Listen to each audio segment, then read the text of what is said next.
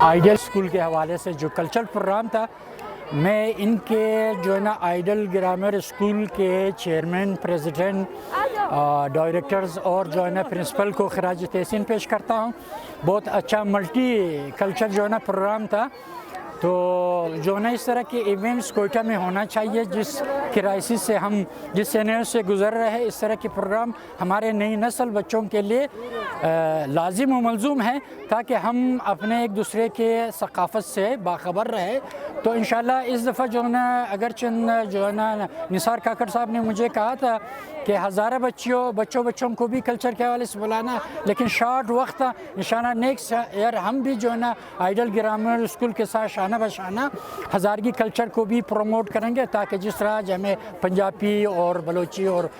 پشتون کے تاریخی کلچر کے حوالے سے پتہ چلا، تو اس طرح کے پروگرام جاری و ساری رہنا چاہیے، اور تاکہ ہم اتفاق، اتحاد، بھائی چارہ کے ساتھ، امن و محبت بھائی چارہ کے ساتھ، خوشی کے ساتھ اپنے نئے نسل کو جو ہے نا ایک اچھے انوائرمنٹ میں جو ہے نا مطلب وہ کرے۔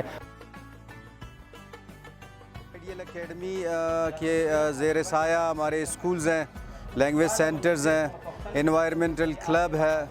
تو تھرو آؤٹ ایئر بچوں کو اور یوتھس کے لیے ہم مختلف ایکٹیویٹیز کرتے ہیں۔ تو آج اینیول فنکشن ہے، جس میں مختلف کلچرز کو اجاگر کرنا اور بچوں کو ان کو کیریکولم ایکٹیویٹیز میں مصروف رکھنا ٹارگٹ ہے۔ اویئرنیس، کلچر سے آگاہی اور نوجوانوں کو یاد دلانا کہ ان کی ذمہ داریاں کیا ہیں، اور ان کو ایک مثبت سرگرمیوں کی طرف راغب کرنا، اور ظاہر ہے پیرنٹس کو اعتماد میں لینا، اور ان سب کو اکٹھا کر کے کچھ انٹرٹینمنٹ بھی ظاہر ہے کروانا ہے۔ ہمیں اپنے کلچرز کو مد نظر رکھتے ہوئے اپنے آل اور مستقبل کو پلان کرنا کہ آج ہم کہاں پہ کھڑے ہیں، ہماری کیا کارکردگی ہے، اور ہم آگے جا کے جو ہے نا دنیا میں کیسے اپنے ان اقوام کو ریپریزنٹ کریں، اور ساتھ میں ہم اپنے نوجوانوں کو مثبت سرگرمیوں کی طرف راغب کریں۔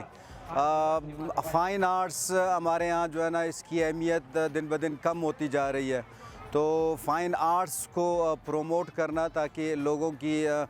جو ایوری ڈے لائف ہے یا ان کی جو ایجوکیشن ہے یا سوچ ہے، اس میں مثبت تبدیلیاں لانا۔